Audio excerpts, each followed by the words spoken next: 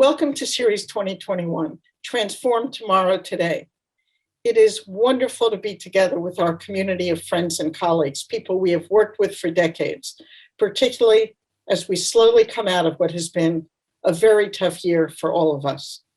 And not only tough, 2020 was a year of reckoning. Our vulnerabilities were on sharp display and showed us exactly what hangs in the balance.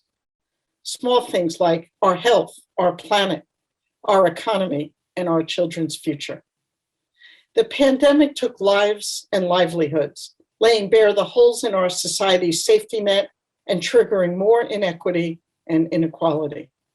And the year brought a long overdue awakening on systemic racism. It shone a light on a climate in crisis with more deadly devastation from wildfires and hurricanes.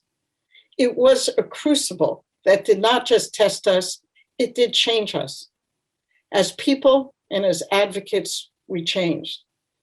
Investors, companies, and our political leadership, they too changed. It further confirmed the urgency in advancing solutions to the environmental and social crises we face. The solutions demand bold action from all of us, from investors and companies to policymakers and regulators, and to every citizen. If COVID taught us anything, we learned that systemic risks do not exist in isolation. They are inextricably linked. And these risks have the ability to destabilize our lives and our economy.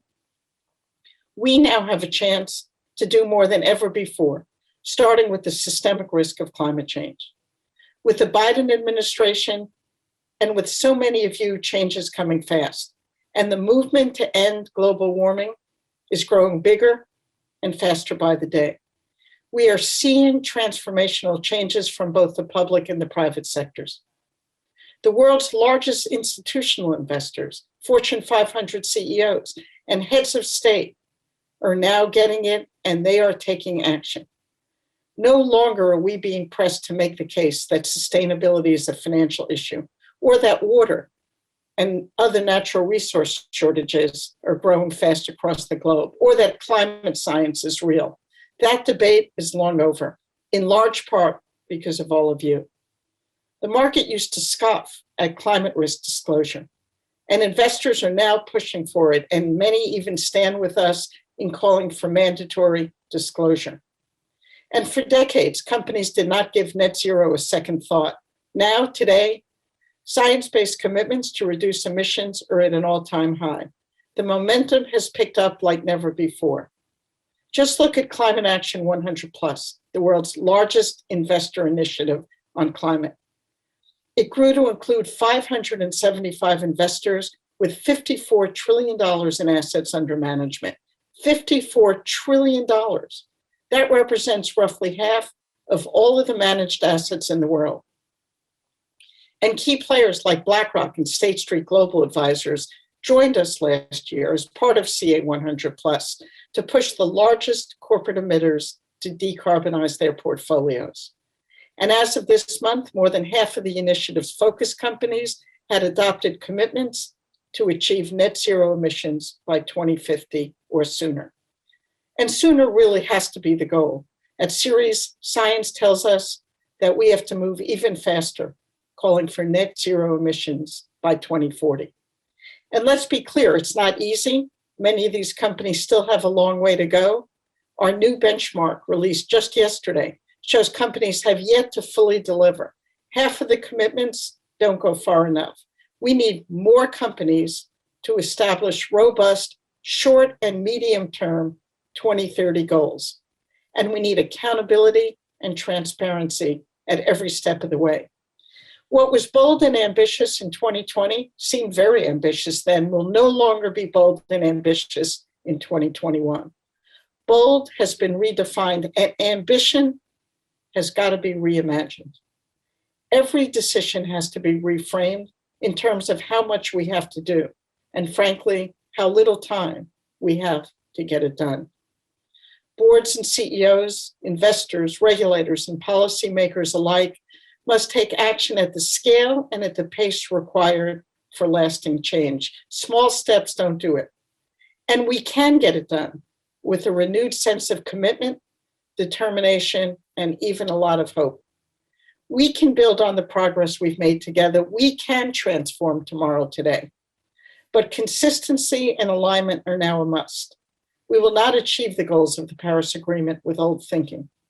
No longer can we accept lackluster commitments, and no longer can we say one thing and do the other. And no longer can a company commit to change its practices without changing its policy positions. And we can no longer leave Black and brown communities behind. We need to build back smarter. We need to build back better. We need to create a more equitable and sustainable future. We must continue to transform the entire financial system to one that's more resilient and not only short-term focused. And all of you are a key to driving the transformation.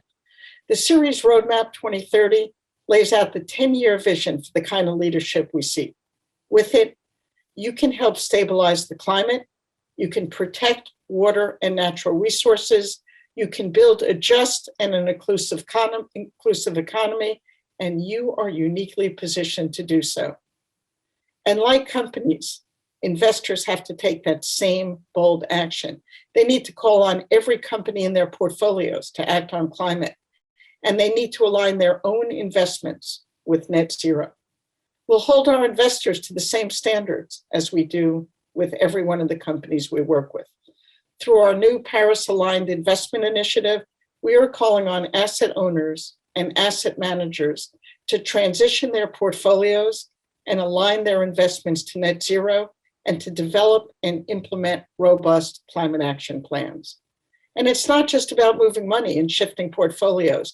It is about taking advantage of the biggest investment opportunities of our time. And just look at the news from the past several months. 6 of the largest US-based banks now have goals that go far beyond their operations. They have committed to changing their financing and working with their clients to proactively plan for that net zero future we must have. And financial regulators are moving quickly, finally recognizing that climate change is a systemic financial risk. But let's not stop there. Let's make no mistake about it. There is much more that needs to be done.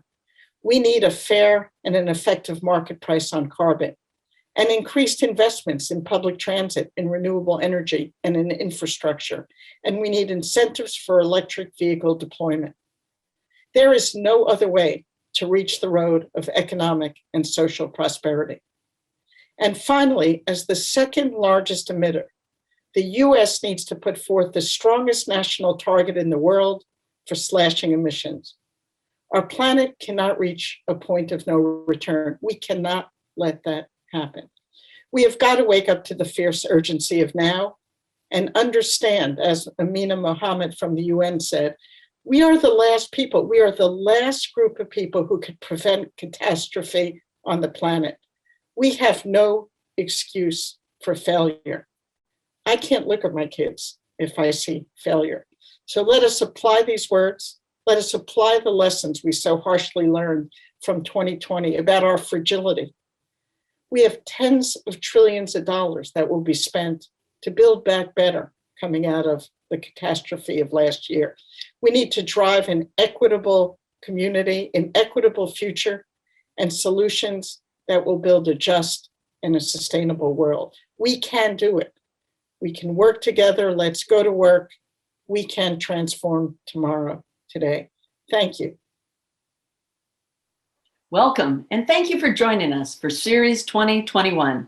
And thank you to our UN Champion of the Earth, Mindy Lubber, for her inspirational words.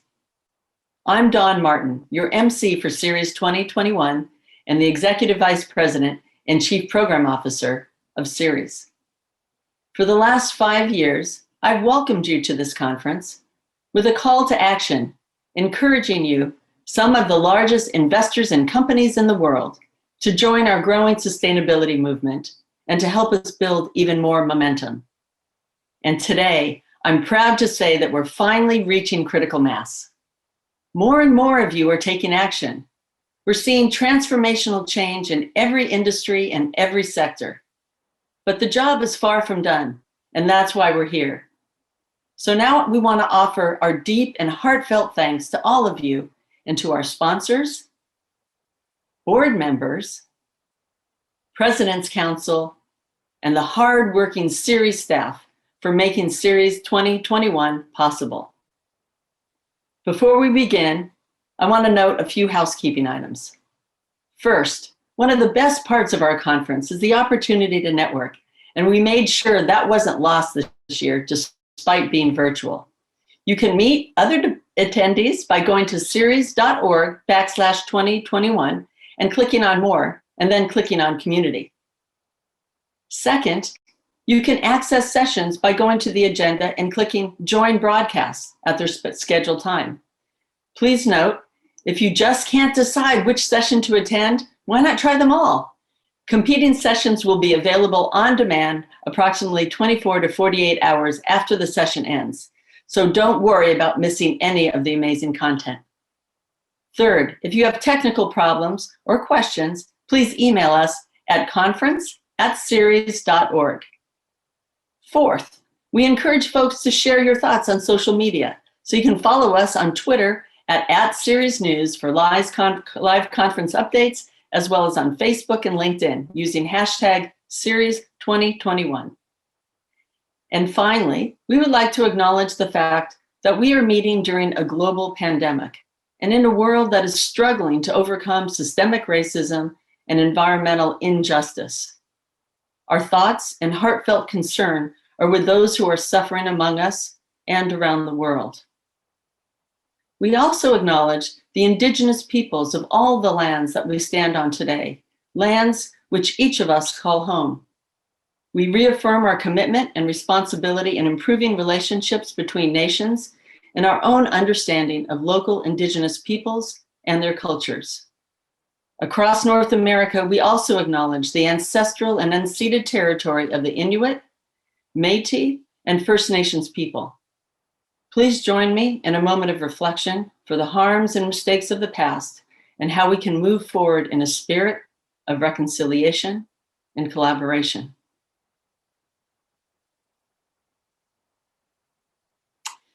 Now, let's get started with our opening plenary session.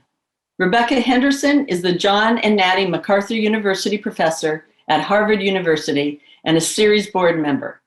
Melanie Hobson is co-CEO and president of Ariel Investments and board chair of Starbucks. Lisa Jackson is vice president of environment, policy, and social initiatives for Apple and former EPA administrator. Melody, Lisa, and Rebecca will explore the ways in which both companies and investors can become sustainable business leaders by doing their part and taking bold action right now to stabilize the climate, protect water and natural resources, and to create an equitable, just, and inclusive economy. Now, I'd like to turn it over to you, Rebecca. Thank you.